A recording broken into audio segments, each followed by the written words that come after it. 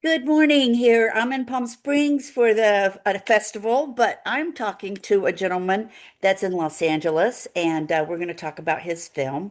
I'm Valerie Milano, the senior editor of the Hollywood Times and Aspiring Magazine, and thank you so much for joining us. I'm going to let you introduce yourself. Thanks Hey again for being Valerie, here. I'm Yeah, Edward Robles. I live in Eagle Rock, California, Los Angeles, and I am very happy to be speaking with you about Pale Shelter. excellent. Thank you for taking the time. You just said Eagle Rock, and I have a home in Los Feliz. And my first question was going to talk about the location for Pell Shelter. What's that off the 5 freeway? Absolutely. Well, no, you mean the shot where he's sitting off the freeway? Well, all of them, really. I mean, you're in a ravine. I'm not going to give Good. too much away. Thank you. Yeah, Yeah, so you know, the uncomfortable truth is that you put a guy in costume with a shopping cart anywhere in Los Angeles and it looks the part. I think everyone who lives in LA and really any American city knows that. Um, you know, uh, uh, the unhoused population in LA, homeless people writ large, they are sort of as ubiquitous as trees. They're kind of everywhere and to the point where you kind of stop seeing them. And so this film, in part, was made to maybe shake you out of your kind of blindness and see them a bit more and a bit differently. But to answer your question about locations, I live in Eagle Rock.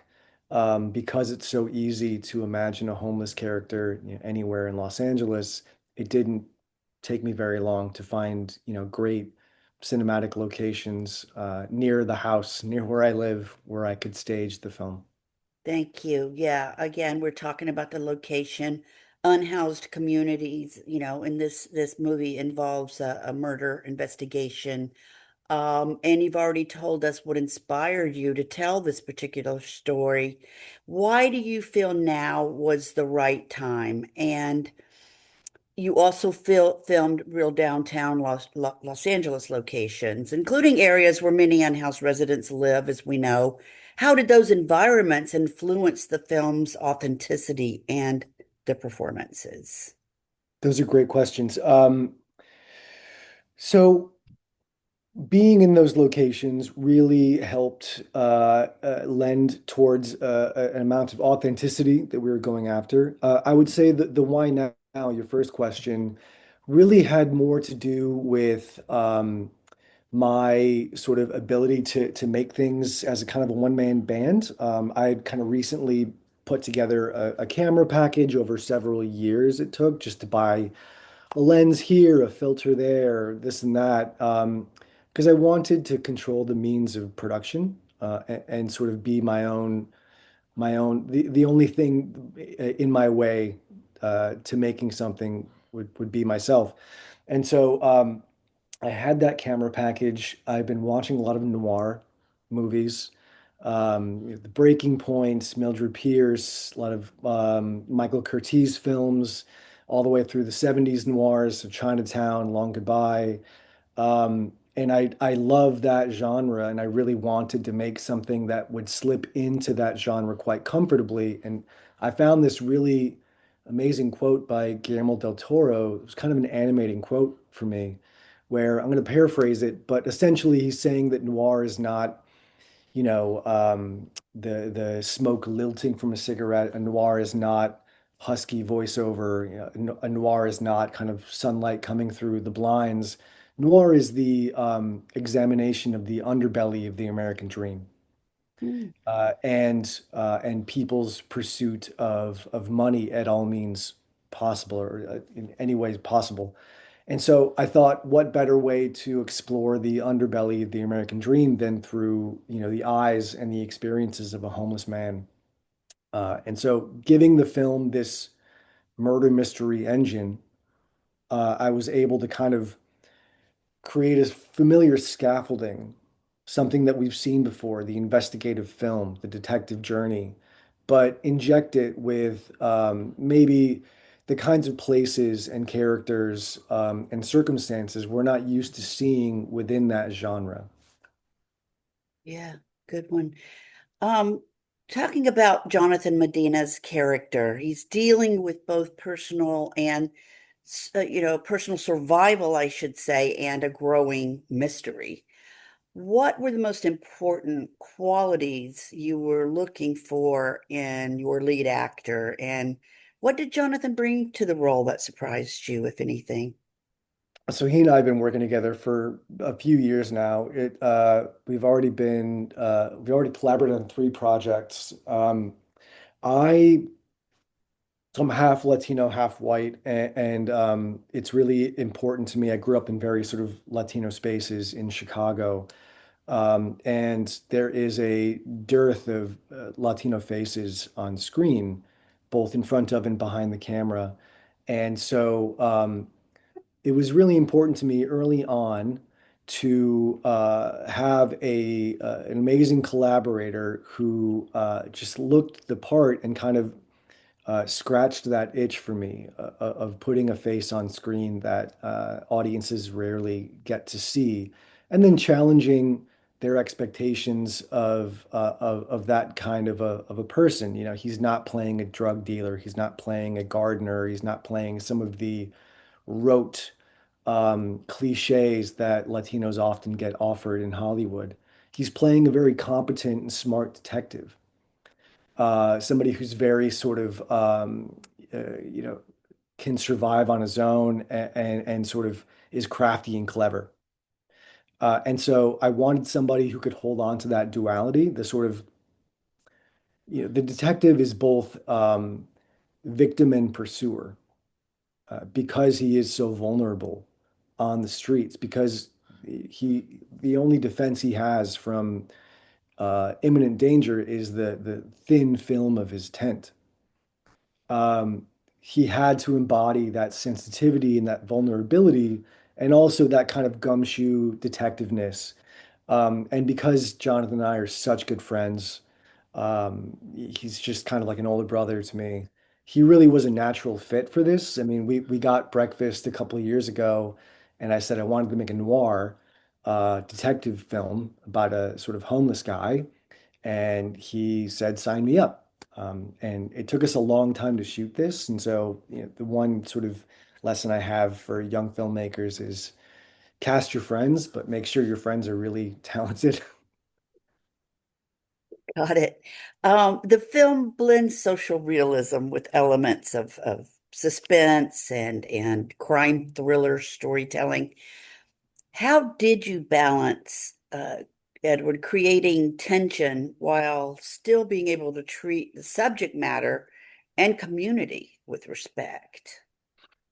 Yeah, so this is a two-part question, or two-part answer rather. The first answer is, it was really important to me to not sort of feel like I was taking advantage of people on the streets. Their lives are not sort of fodder for my stories. And so it was really important to me to both achieve the authenticity of shooting in these real locations and also never pointing the camera directly in somebody's face. And so, what I hope I achieved is a sort of tapestry of homelessness, this palpable feeling of homelessness without ever exposing anyone's identity or involving somebody in this story. Their lives just felt off limits to me, and I wanted to be respectful of these really tough circumstances. And so, this intentional move to not be exploitative was a big part of the process. Um, Secondary to that, what was the question again? Sorry. Well, just you pretty much answered it. I mean, you were just so excellent in being able to balance creating the tension while still treating the subject matter and the So community with respect. the second part I wanted to touch on was, we shot this over the course of 15 months. This is really unusual. Yeah. We would go out, get a couple of shots, go home. I would, add those into the timeline, and then be able to sit back and look at what I had. And so when it comes to achieving a balance between sort of these cinematic tropes of genre, right? These trappings of genre that we expect from a genre film, with these moments of kind of humanity. I really had the benefit of going back to the edit, seeing what the concoction currently was, and being able to go back out and shoot more to really level that balance continually over and over again, with a lot of tenacity and also just questions about why the hell I was doing this. Um, and so what you see on screen is really the culmination of about 2.5 years of storytelling. But when I go back and look at the script, strangely enough, um, it's pretty identical to what we shot. Uh, but I had to sort of find my way back to that over time, really exacting patience to make sure I never sort of sacrificed with quality. Thank you. Thank you, Edward. Many people have assumptions about homelessness. And I know that you've already very eloquently said at the beginning of this interview that the people sort of, we all become blind looking through them. Was there any other misconceptions that you hope that audiences will reconsider after watching Pale Shelter? I think for me, what I really learned in doing the bit of research that I did ahead of this film was how sort of tenacious and clever and um, sort of self-sufficient a lot of this community sort of is. We see a lot of people, on street corners. We see people having, in crisis on the curb. And oftentimes we think that is the totality of homelessness, when in reality, there are more people living in their cars right now than ever before. There are more people holding down jobs and also living without a home than ever before. There are people who have really complex structures that they've built just out of sight. So there's a world outside of our purview as we kind of live day to day, going to work and in our daily kind of commutes. And these are very clever, sort of resourceful people who have been learned. They've been forced to learn how to live on their own on the fringes of society. And so, what I was trying to do with Pale Shelter, among many other things, is portray a character who had value, who was good at something, a character who was exacting his sort of traits and know-how to achieve some goal without resources, just to sort of broaden the perspective of what we think these people are and can do, hopefully in a way that amounts to just a second glance on the street, not writing these people off as hopeless or useless, but that they have some use. They have surprising traits that we may not have considered. In the making of this film, I have in my own life begun to regard people that I perceive as unhoused on the streets with just a lot more curiosity, and I hope that that's contagious. Beautifully said. So yes, everyone, Pale Shelter is making its world premiere at Dances with Films this evening, June 22nd, 6:15 p.m. at the TCL Chinese Theatre, Dances with Films. Um, Looking back, Edward, on the entire journey from script to screen, is there one lesson that you learned besides maybe what you've talked about making Pale Shelter that you can carry forward into your future projects? And finally, what is next for you as a filmmaker? Are there other stories you're eager to tell? I kind of want you to finish this story because I was on edge at the end and I was like, okay, waiting for the other foot to drop. Anyway, I'll let you answer your question. No, you and me both. I'll go backwards. Yes, the next thing I'm working on right now is I'm actively pursuing the feature version of this, and finding a way to make that happen. It's kind of I think, time to make that evolution from short to feature. And this feels like the perfect film to make that leap with. Um, in terms of lessons, what I touched on earlier, owning the means of production as an independent filmmaker, whether you're shooting in cinematic mode on your iPhone, or you're shooting with the kind of black magic camera kit that I had for Pale Shelter. Um, I kind of won't come on here and say you can make a movie with your phone because, I think visual quality is very important. The kinds of things you want to do, the ambition of your story, either visual or auditory, is really important to respect. And so, I will say that gear is important, and targeting the specific kind of gear that you need to tell your story is really important. But what I will say is writing something that can be achievable, that can be achieved with the things that you have, starting on the page, and letting that be the sort of ceiling to your ambitions is really important. It's important toward making something that you can complete. And also opening the door to making something over a longer period of time.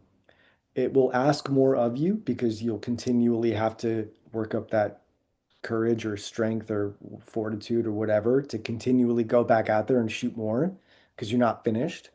But again, without sacrificing quality, you can exact patience to achieve your goals. So I would say to any other indie filmmaker, it doesn't always have to be a 2, 3 day contiguous shoot over a weekend or whatever it is. You can continue to go back out, and get more and make sure that you're telling your story correctly.